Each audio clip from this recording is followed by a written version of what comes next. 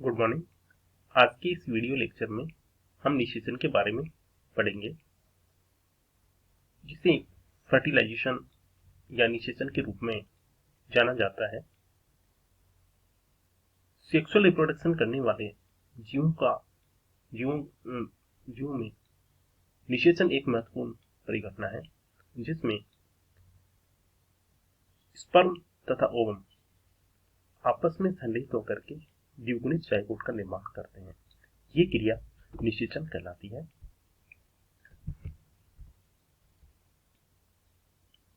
इसमें जो fusion of gametes है और द्विगुणित जो जायगोट है, जिसे फर्टिलाइज्ड एग कहते हैं, का निर्माण होता है। हालांकि फर्टिलाइजेशन अगुणित अवस्था से द्विगुणित जायगोट यानी कि वापिस जो सेक्सुअल रिप्रोडक्शन के दौरान जो गैमेट्स बनते हैं और जो कि हैप्लॉइड होते हैं और वो आपस में फ्यूज करके वापिस डिप्लॉइड जायगोट का निर्माण करता है। मतलब हैप्लॉइड से डिप्लॉइड बनने के लिए फर्टिलाइजेशन का होना आवश्यक क्रिया है, फर्टिलाइजेशन होना आवश्यक है। अब कि जो फर्टिलाइजेशन है, स्तनधारियों के अंदर जो फेलोपियन ट्यूब है उसके अंदर कंप्लीट होता है। अंडाणु जो है ओवरी के अंदर पूर्णतः बनने के बाद ओवुलेशन की क्रिया के द्वारा ओवरी से मुक्त होता है और ओविडक्ट की फिमरी जहां पर पाई जाती है या रिसेप्टिकल जो होता है वहां पर इसको ग्रहण किया जाता है और ये अंडाणु ओविडक्ट में चलते हुए मूवमेंट करता हुआ फेलोपियन ट्यूब में पहुंचता है और फेलोपियन ट्यूब में इसका सेलन जो है वो स्पर्म के थ्रू होता है, यानी कि यहाँ पर फेलोपियन ट्यूब है उसके अंदर फर्टिलाइजेशन की क्रिया कंप्लीट होता है। इस प्रकार का जो फर्टिलाइजेशन है वो आंतरिक निषेचन या इंटरनल फर्टिलाइजेशन कहलाता है। और बनने वाला जो जायगोट है बाद के अंदर जो यूट्रस है उसकी एंडोमेट्रियम से आकर के इम्प्लांट हो जाता है और यहीं पर बाकी की जो एम्ब्रियोनिक डेवलपमेंट की जो सारी प्रोसेस है वो होती है। मैकेनिज्म के अंदर अपन देखें तो फर्टिलाइजेशन के अंदर क्या क्या जो घटनाएं हैं और उसकी क्रियाविधि किस प्रकार से है। तो फर्स्ट स्टेप के अंदर क्या होगा कि स्पर्म, मेटोजोआ तथा ओवम एक दूसरे से कैसे संपर्क में आते हैं, इसको एनकाउंटर इनका कैसे होता है वो चीज देखते हैं। सेकंड के अंदर कैपेसिटेशन और कॉन्टेक्ट है कि कैपेसिटेशन का मतलब है कि शुक्राणु का योग्यता अर्जन, यानी कि शुक्राणु के अंदर इस प्रकार के बहुत सारे परिवर्तन होते हैं जो कि उसको एक्टिवेट करते हैं और इसमें एक्रोसोम रिएक्शन वगैरह सबको अपन देखते हैं। तो उसको अपन बोलते हैं कैपेसिटेशन या शुक्राणु का योग्यता अर्जन। थर्ड जो है एक्रोसोम रिएक्शन एंड पेनिट्रेशन। इसके अंदर जो एक्रोसोम है उसके अंदर पाए जाने वाले जो लाइटिक एंजाइम्स होते हैं वो एक्टिवेट होते हैं और इसमें एक्रोसोम ट्यूब का निर्माण होता है। ये एक्रोसोम ट्यूब जो है जब अंडाणु की झिल्लियों को से टच करती है तो एक फर्टिलाइजेशन ट्यूब का निर्माण होता है। फर्टिलाइजेशन ट्यूब में के निर्माण के होने के लिए एक्रोसोम से कुछ लाइटिक एंजाइम्स वो सीक्रेट किए जाते हैं और ये अंडाणु के ऊपर पाई जाने वाली विभिन्न प्रकार की जो एग मेम्ब्रेन्स है उनका लाइसिस करती है। इसी को अपन क्या बोलते हैं एक्रोसोम रिएक्शन या कहते हैं, जिसका परिणामस्वरूप क्या होता है पेनिट्रेशन, यानी कि अंडाणु के अंदर स्पर्म की जो एंट्री जो है वो क्या कहलाती है, पेनिट्रेशन कहलाती है। जब अंडाणु जो है अंडाणु के अंदर स्पर्म का जो केवल न्यूक्लियस जो पार्ट है और प्राइमरी जो प्रोक्सिमल सेंट्रियोल है वही एंट्री करते हैं। एंट्री करने के बाद में ये जो स्पर्म और एग है उनके अंडाणु जो है वो न्यूक्लियस है वो आपस में फ्यूज हो जाते हैं। उसके बाद में अंडे के अंदर भी बहुत सारे जो परिवर्तन देखने को मिलते हैं उसको अपन एक्टिवेशन एक बोलते हैं, जिसमें फर्टिलाइजिंग मेम्ब्रेन का निर्माण होना, कोटिकल ग्रेन्यूल्स या कोटिकल रिएक्शंस होना, अंडाणु के कलर में परिवर्तन हो जाना और बहुत सारी जो क्रियाएं अंडाणु के अंदर जो नई क्रियाएं हैं वो प्रारंभ हो जाती है। तो ये जो है यानी कि अंडाणु के द्वारा दिया जाने वाला फर्टिलाइजेशन के उपरांत अंडाणु के द्वारा दिया जाने वाला रिस्पॉन्स जो है वो एक्टिवेशन ऑफ एग कहलाता है।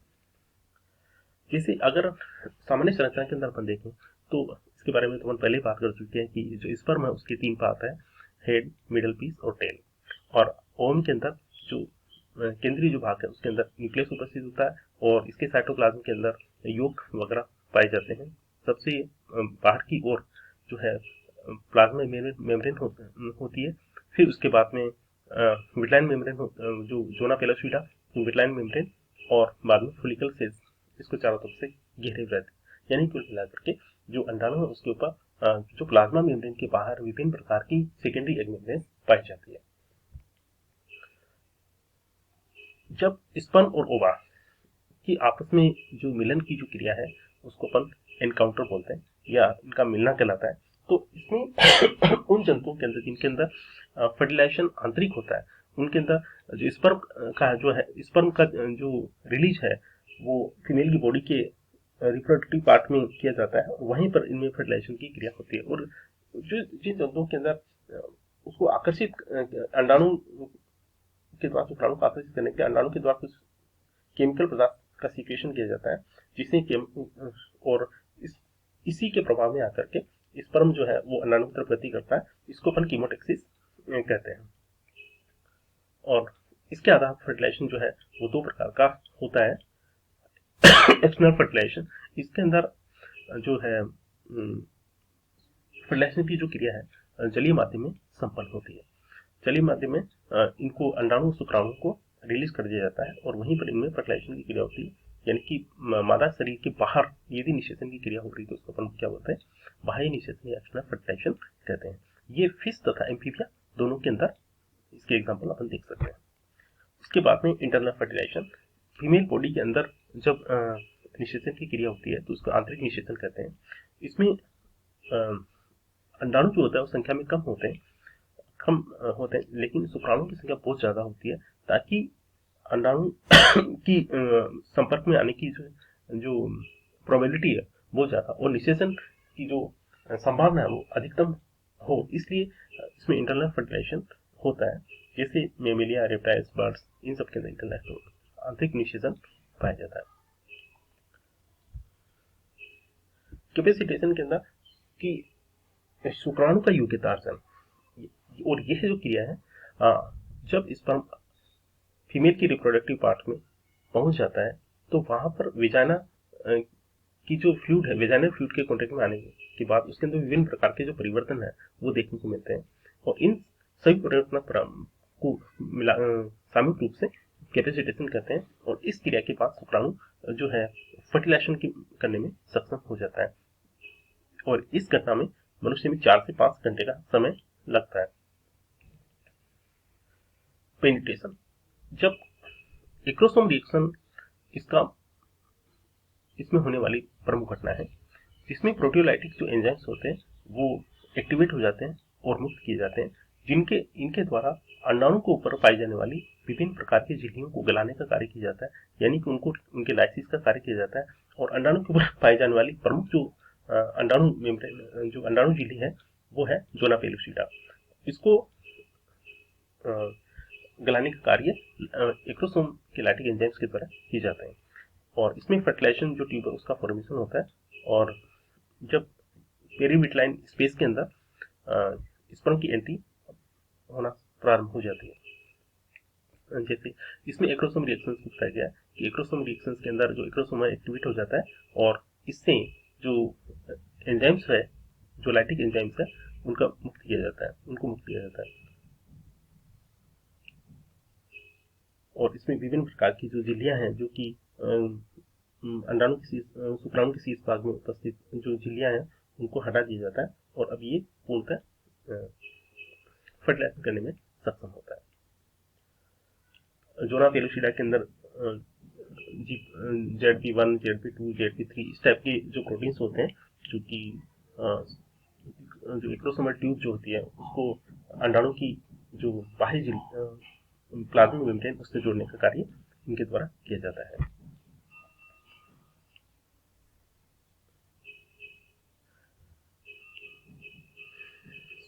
निषेचन के दौरान केवल शुक्राणु का न्यूक्लियस यानी शीर्ष भाग की ही एंट्री अंडाणु के साइटोप्लाज्म में होती है, और इसमें न्यूक्लियस तथा प्रोक्सिमल सेंट्रियोल साइटोप्लाज्म में जाने के बाद में 180 डिग्री के ऊपर घूम जाते हैं।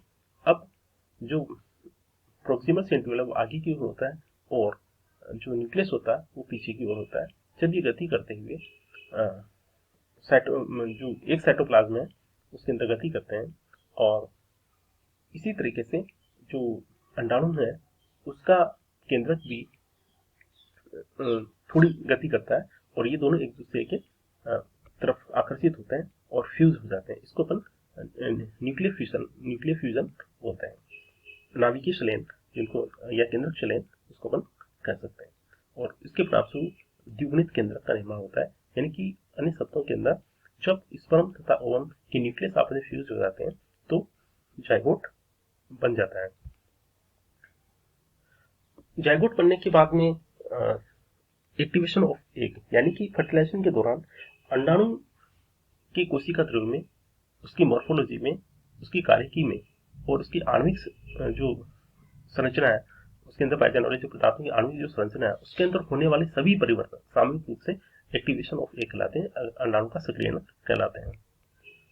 और इसमें जो जैसे रिलीज ऑफ कैल्शियम, अंडाणु की बाहरी भाग से कैल्शियम जो है, कैल्शियम आयंस जो कि एंडोप्लाज्मिक रेटिकुलम के अंदर स्टोर रहते हैं, उनको मुक्त किया जाता है।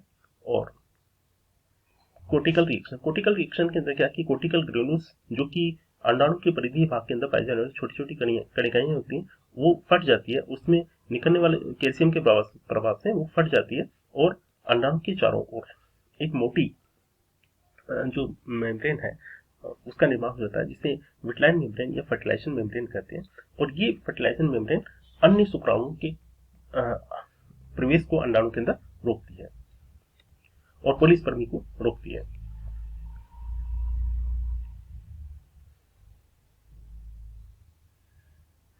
और इसी के जैसे ही नाभिक जो इस फर्टिलाइजेशन ट्यूब अंडाणु के संपर्क में आती है तो इसके अंदर मेयोसिस सेकंड कंप्लीट होता है, परिणामस्वरूप थर्ड पोलर बॉडी का निर्माण होता है और जो ओवम है वो बनता है।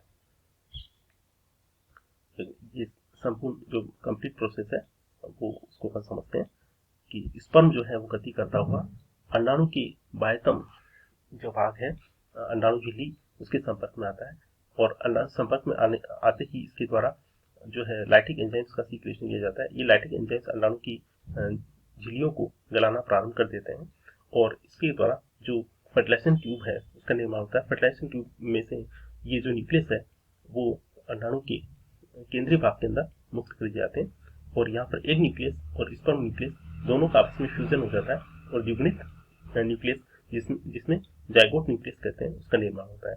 और ये जो कंप्लीट जो प्रोसेस है, जब द्विगुणित न्यूक्लियस का निर्माण हो जाता है तो ये जो द्विगुणित कोशिका जो बनती है उसको हम जाइगोट बोलते हैं। और इस प्रकार ये फर्टिलाइज्ड जो एग है उसके अंदर फर्दर जो क्रियाएं प्रारंभ होती है, जैसे क्लीवेज वगैरह है, और इसकी बाकी जो एम्ब्रियोनिक जो डेवलपमेंट की जो स्टेजेस है, मोरुलेशन है, गेस्टुलेशन है, ये सारी जो प्रोसेस है आफ्टर फर्टिलाइजेशन शुरू हो जाती है।